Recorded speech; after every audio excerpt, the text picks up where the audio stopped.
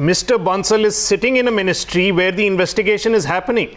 The entire trail of how that posting took place is in that ministry. I mean, by the simplest argument, he should be moved out. No, what if the government says that this man, Mahesh Kumar, whatever his name is, he meets the eligibility criteria? Well, that is precisely the question that has to be investigated right now. How did this appointment take place? What was the money trail?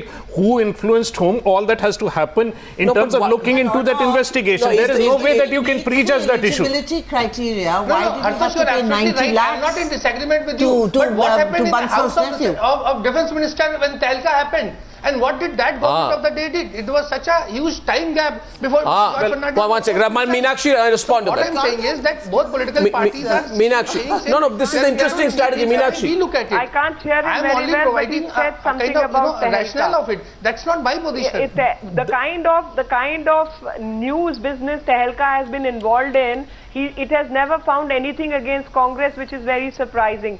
They never sent the money packets to the Congress people. They never supplied women to Congress MPs. They never engaged Congress MPs in any false trade of arms, because I'm sure people in Congress know exactly that 1 lakh of rupees is not even a peshgi amount. But it was accepted by your honorable ex-president. Of course. That peshgi amount was very gratuitously accepted by Bagaru Lakshmanji. Greed is very different from crime. The crime happens when a particular deal happens and there is quid pro quo. That's a separate debate. But let me tell you something. I was hearing about Mr. Bansal. I have 3 things to say. One, Mr. Bansal was the authority which was responsible for any appointment.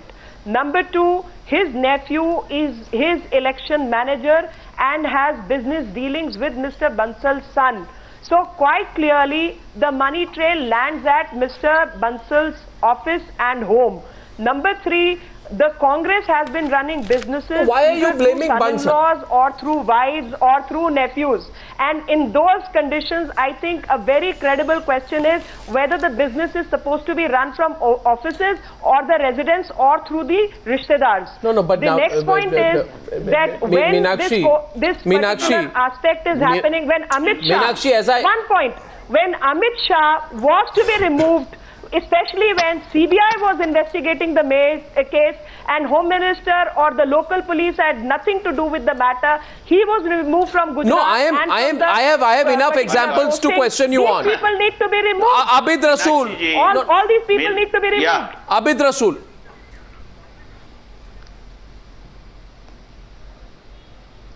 Abid Rasool, can you hear me? A fair Abid Rasool. Yeah, I can hear you. No, 1 second. Fair probe is all right, Meenakshi. Meenakshi, problem is that you have one set of rules for yourself and one set for the others, because when allegations against Nitin Gadkari were put out, when Times Now put out a 19-part investigation, Sushma Swaraj at that point of time had tweeted, it is unfair and unjust to accept these allegations as true without a probe. Thus, today the BJP cannot demand the railway minister's resignation without a probe. And 1 minute, if somebody tells you today, if somebody tells you today, allow me 1 minute. If somebody tells you today, Nitin Gadkari offered himself to a probe, so Bansal is also opening to a probe.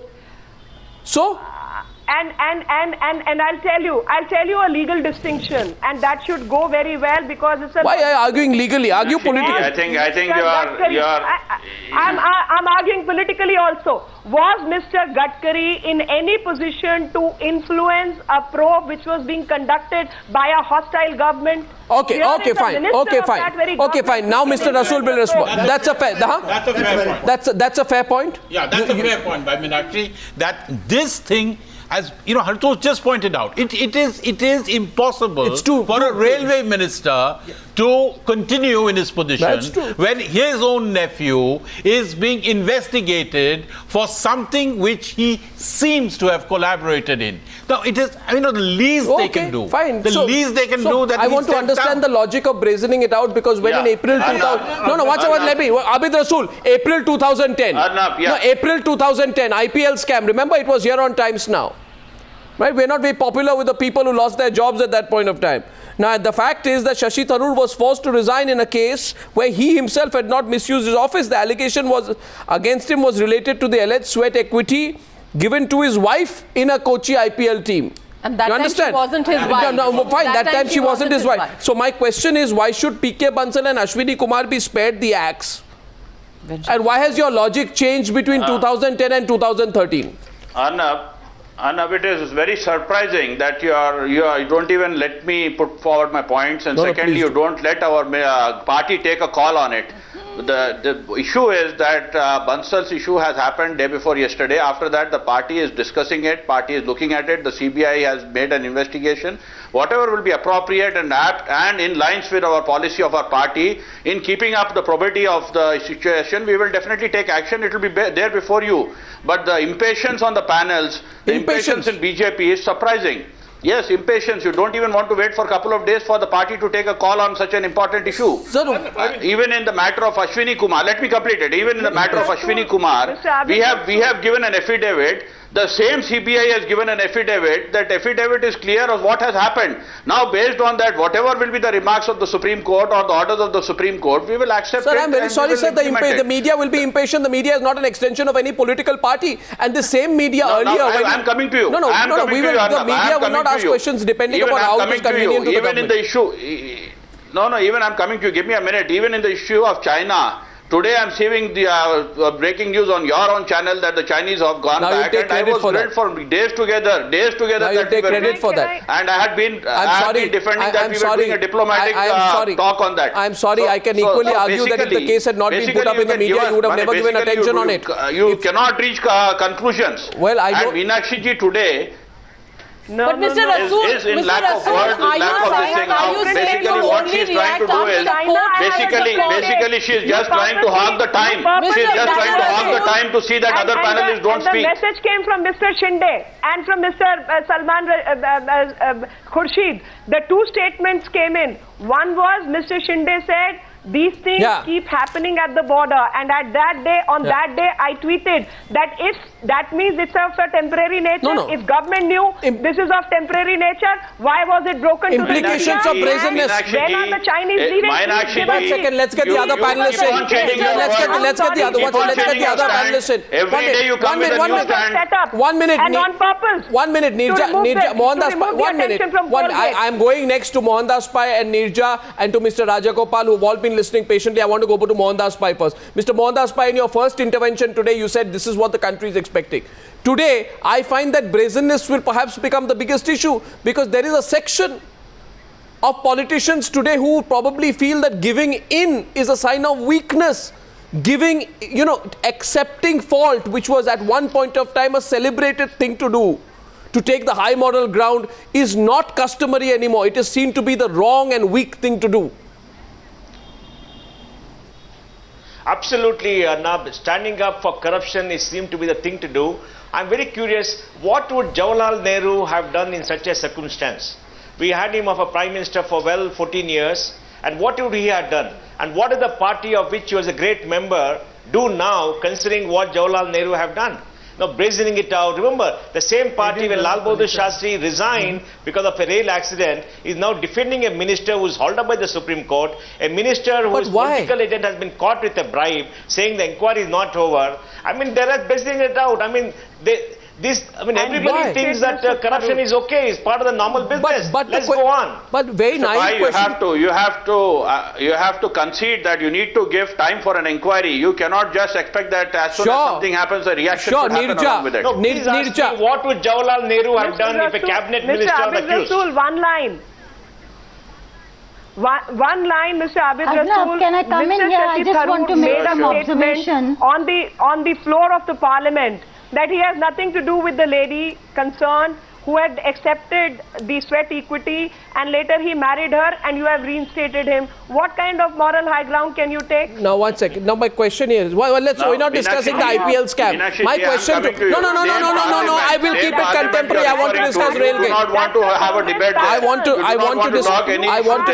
want to take the issues to the public. You want to bring parliament onto the roads. Mr.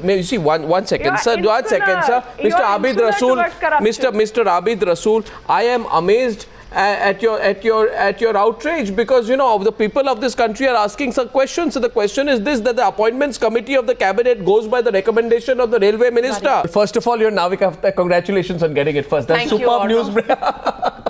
I had to say that on air because by the clock you broke it at 7:14. It's 8:52, which means you're about 1 hour 40 minutes ahead of the government of India, which is not bad. That's right, 90 to 100 minutes ahead of the announcement. That's superb. And at a time when every other channel was simply putting the story out that the government's going to sack these two ministers, and you know we're not very subtle about claiming that we were right.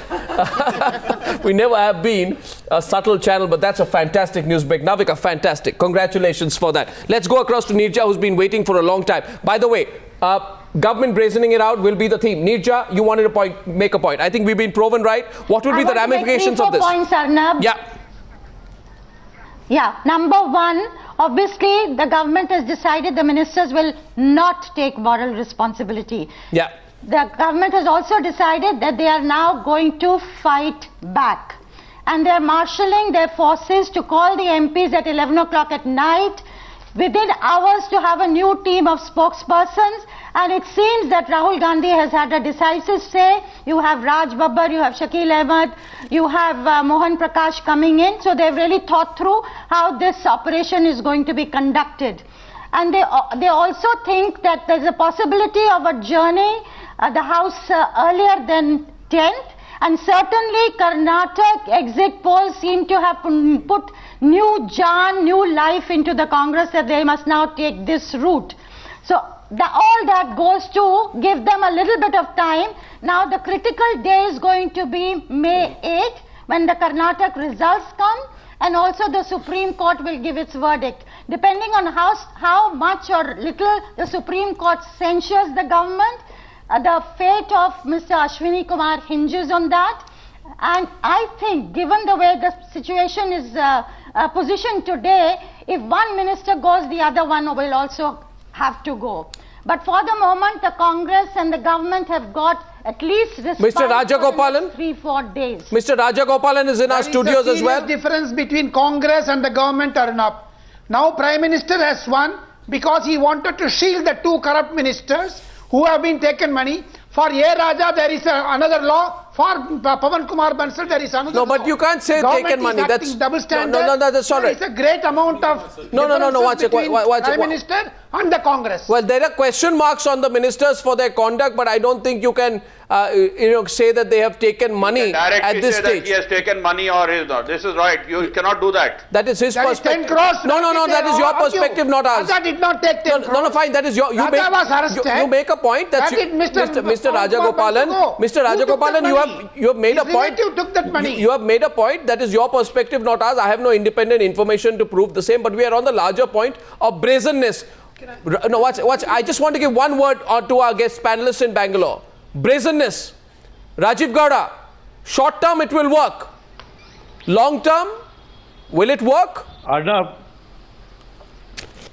Arnab, the experience of the BJP being rejected in Karnataka clearly indicates that no brazenness is going to work. Yeah. Essentially, it's only a clean government that is going to do a great job of coming back. And I think the Congress is going to work. But what about the Congress brazenness? Yourself admitting that brazenness is not going to work. More last word to Mohandas Pai. I have to take a break before that, and I come back at 9. Mr. Pai.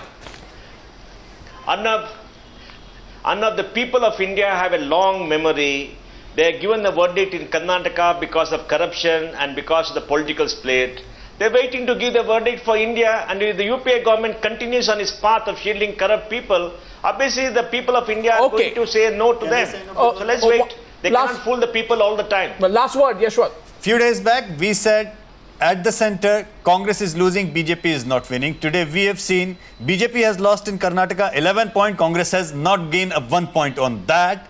But so much for the party. But they've got the seats. But so much for the corruption, the issue of corruption. What I'm trying to say, Arnab, that on this particular issue, this issue is actually for any party to be there on this issue is irrelevant. Okay. Well, we're going to take a short break.